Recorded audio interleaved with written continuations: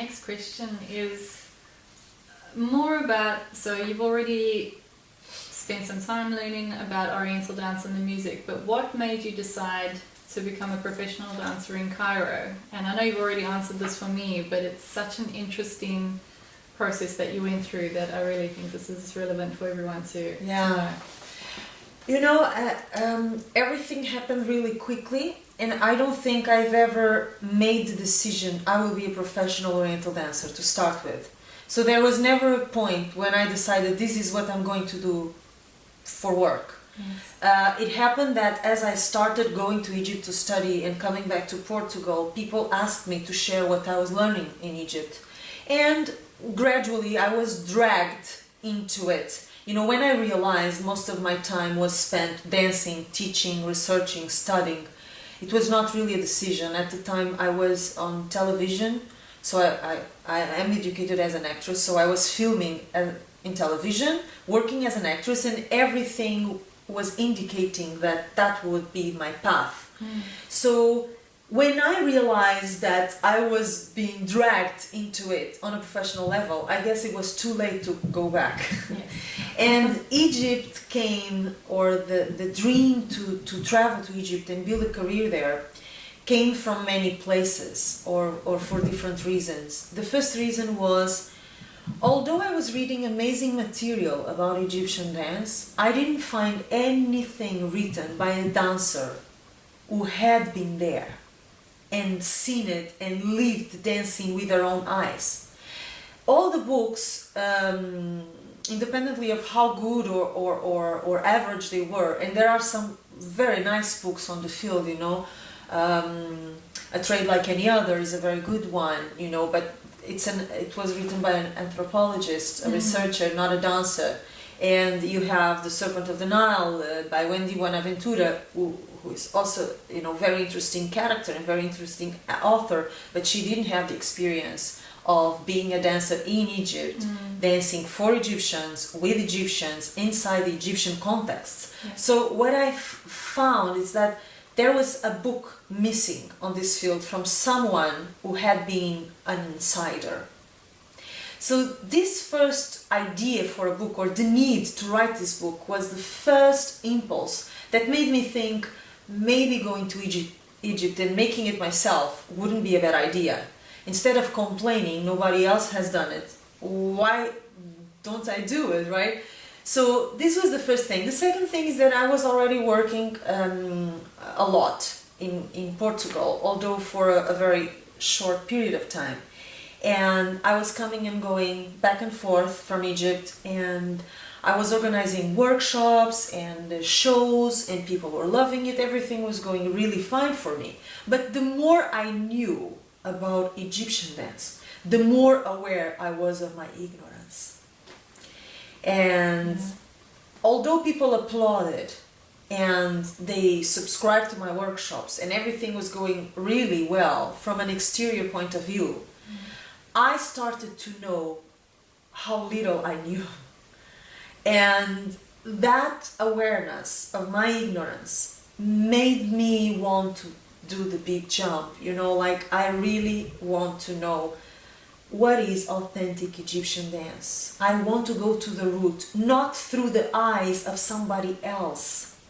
I want to see it with my own eyes. I want to taste it. I want to touch it. I want to feel it in my skin, so that I can know, I can write about it, I can teach about it, I can share it with the world. For me, suddenly this became obvious. And the more time passed, the more obvious and urgent it became. So there was a show I did in Lisbon in a theater, and in the end of the show I burst out crying in the backstage room, and my mom was with me, and she asked me, you know, naturally, what's going on. And I told her, Mom, I have to go to Egypt. I have to move to Egypt. I'm moving to Egypt. I'm making a career there. I'm going to see for my own eyes what it means to be a dancer in Egypt.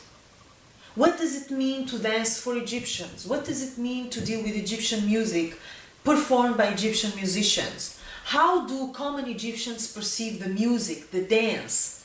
What is the purpose of this art? What is the mentality behind it? Who does it? When? Why? How? I have to know this. And I felt it was the right time. It was like a now or never moment. And although on practical terms, it may have been a very crazy decision to take, I would agree. The most sensible part of me would agree, but on an internal soul level, personal purpose level, it made every sense. It made no sense to stay in Portugal or go anywhere else except going back to the place where I had left something unfinished. And I had to go finish what I had started and rescue what I had to rescue. And then when I have this gold in my hands, share it with the world. For me, it became absolutely,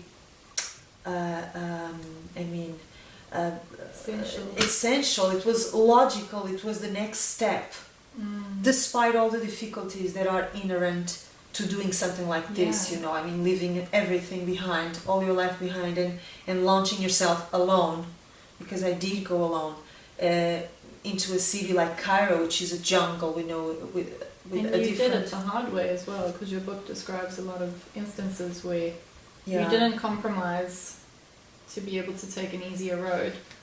Yeah, speaking about the secrets of Egypt, Dance Life and Beyond. So the new book I'm writing, I think, tells the story more thoroughly and deeper, you know, on a deeper level. But the thing is that, well, we're always dealing with the reality we're going to face, and the reality in Cairo is tough for everybody, okay? So it was not only tough for me. Anybody who dares to go will face certain challenges. The point is, how much of you are you willing to adapt or sacrifice in order to survive and to thrive? Yes. And when you arrive to Egypt, of course, you have the first difficulties, which are the culture, language. I didn't speak Arabic at the time.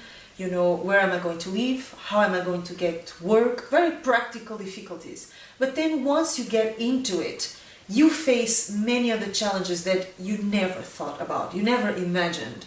Okay, and the market of Egyptian dance is highly corrupted, highly prostituted market, and very small and highly competitive. A lot of people trying to get into it.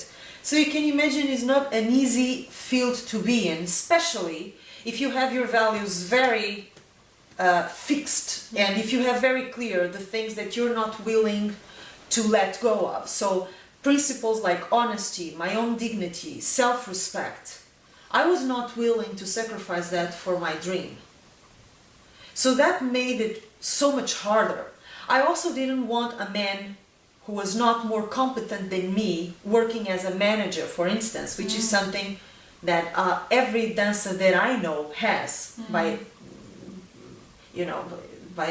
instance. No, it's like I don't remember any dancer in Egypt who doesn't have an agent, a manager, an agent, impresario. They call it impresario there, which is, you know, a man who takes care of you in the sense almost like a father, you know. And he gets you a contract for work, he takes care of your legal papers, you know, he gets you the orchestra, he rehearses the orchestra, he makes the bridge between the dancer and the external world. So she doesn't have to deal with a lot of things that go around, you know, and she doesn't have to worry about getting the people to work with, dealing with clients, dealing with musicians, dealing with the owners of the places who are not always nice. The thing is, these men are usually not very nice men. They're not very honest. They're often combining their work with marriage proposals, very cheesy, very corny ones, and I didn't want to marry anyone for work. I wanted, you know, to have my freedom and do things my way. I wanted to choose my own musicians.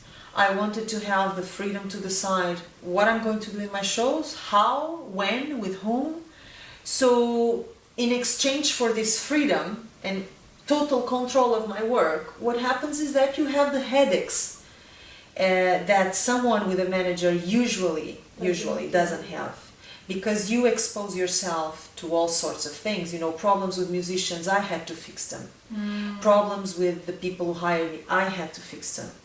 Harassment, you know, sexual harassment, proposals, you know, because you get prostitution proposals constantly as a dancer, especially if you're successful. So people know you, they know your name, they search for you. So there's a lot of hard things going on all the time. And if you don't have this man between you and those things, you have to deal with you it. have to deal. There's no one else to answer to these problems. So it becomes quite exhausting in the sense that you're supposed to be dancing and be, you know, the diva.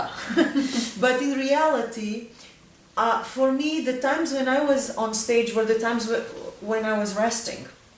Wow. Which is not right, I think, yeah, you know, yeah. but it's not the ideal situation, because you're supposed to go on stage and that's your work mode.